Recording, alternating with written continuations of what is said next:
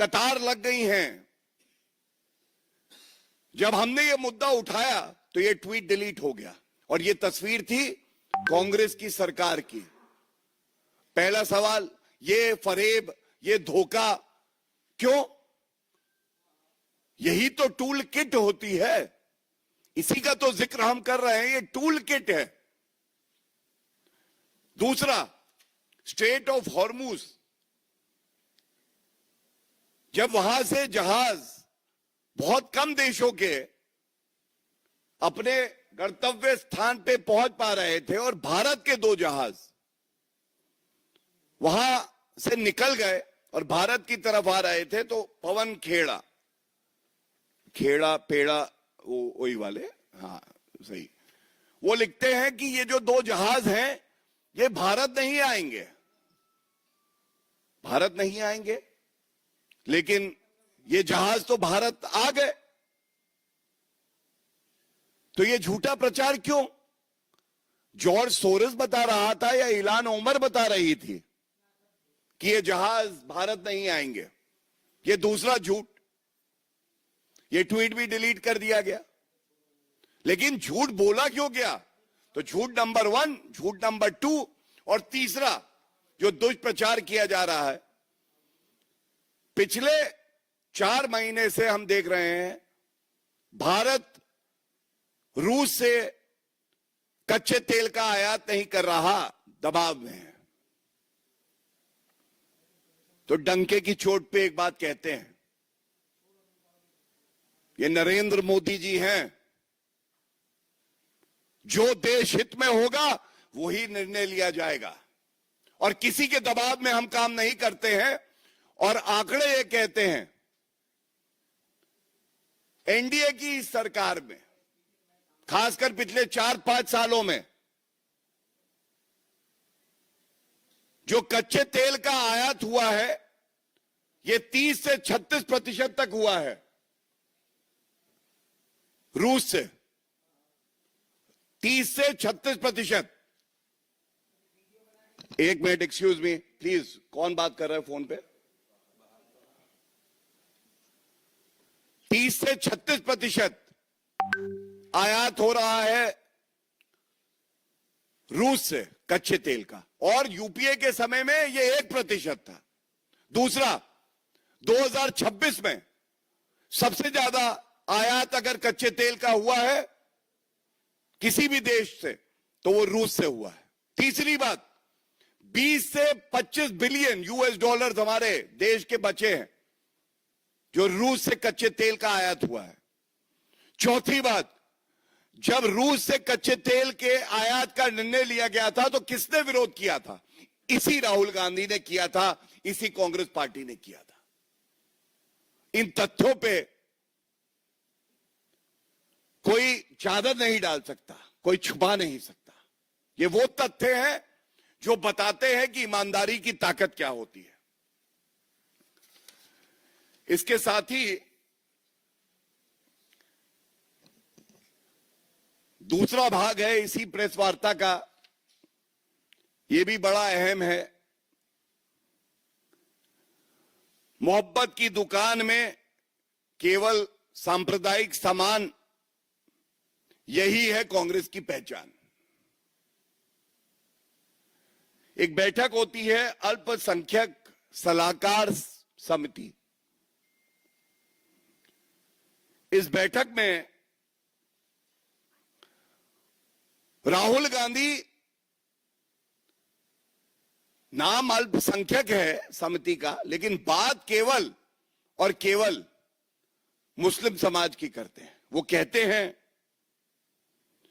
अगर कोई मुद्दा आए अल्पसंख्यकों से जुड़ा तो अल्पसंख्यक शब्द का इस्तेमाल मत करो, बोलो मुसलमानों पे अत्याचार हो रहा है।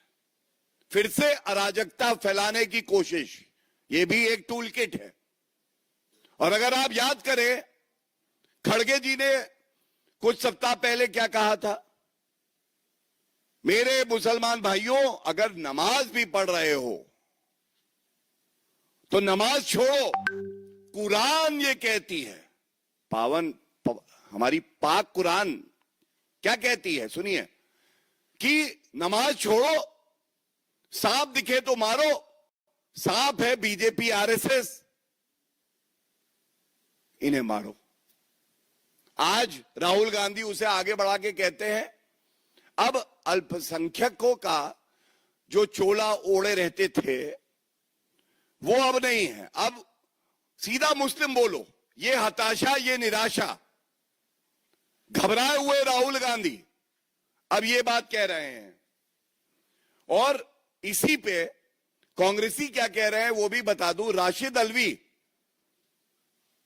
अलवी कहते हैं कर्नाटका में तो हमारी सरकार है, मतलब कांग्रेस की सरकार है, वहां मुसलमानों के 400 परिवार ऐसे हैं जिनके घर गिरा दिए गए, तो फिर ये ढोंग क्यों किया जा रहा है?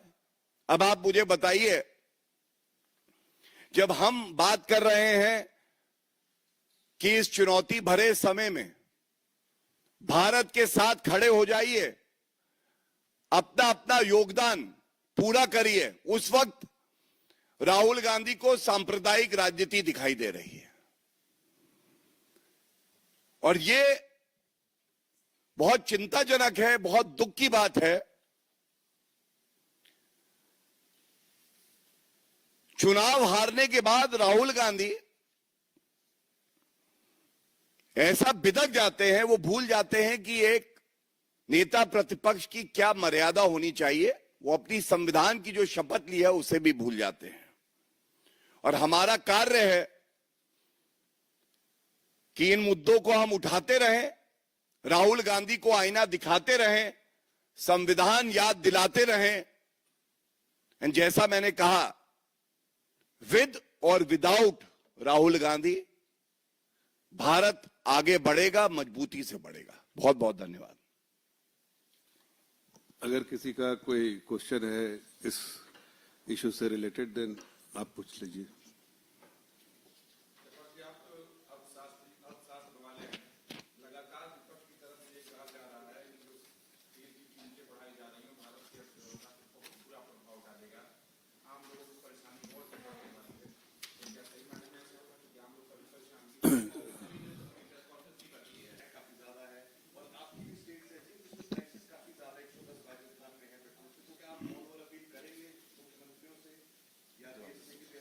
मैं दे दूं।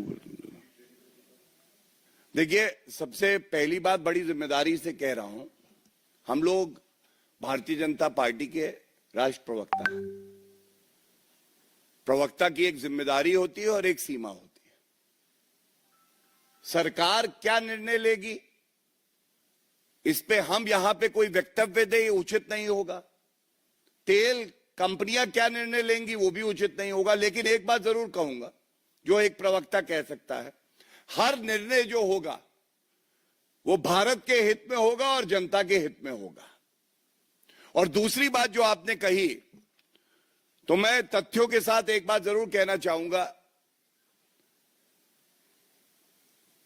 अभी कुछ साल पहले दिवाली का त्योहार था, जनता को राहत मिली। केंद्र की सरकार ने पेट्रोल डीजल पे एक्साइज ड्यूटी घटाई और सबने कहा अब की दिवाली खुशियों वाली। उसके बाद फिर से केंद्र सरकार ने एक्साइज ड्यूटी घटाई और भारतीय जनता पार्टी शासित राज्यों ने वैट कई अवसरों पे घटाया। लेकिन दुख की बात यह है, चाहे हिमाचल हो और उस वक्त राजस्थान में भी कांग्रेस की सरकार थी, वैट नहीं घटाया गया। जब चुनाव सर पे आ गए तो अशोक गहलोत जी को लगा कि हारने जा रहे हैं, तो शायद उन्होंने थोड़े वैट को कम किया, लेकिन चुनाव तब भी हार गए। आज बात यह हो रही है, जब केंद्र सरकार एक्साइज ड्यूटी में कटौती करती है और भाजपा शासित राज्य जो भाजपा की संवेदनशील नीतियां हैं उसके तहत पहले भी वैट घटा चुके हैं। कांग्रेस शासित राज्य जिनमें वैट सबसे ज्यादा है, तेलंगाना में 35%, केरला में 30% और आगे मैंने बताया 3-4 रुपए और कर्नाटका में 29%। तो वो क्यों नहीं घटाती? जफर जी, अगर आपको कुछ कहना। नहीं, मेरे ख्याल से आपके सवाल का विस्तार से गौरव जी ने जवाब दे दिया, लेकिन एक बात कहना चाहूंगा कि आज अगर जो अपवर्ड प्रेशर है ऑयल प्राइसेस पे, ये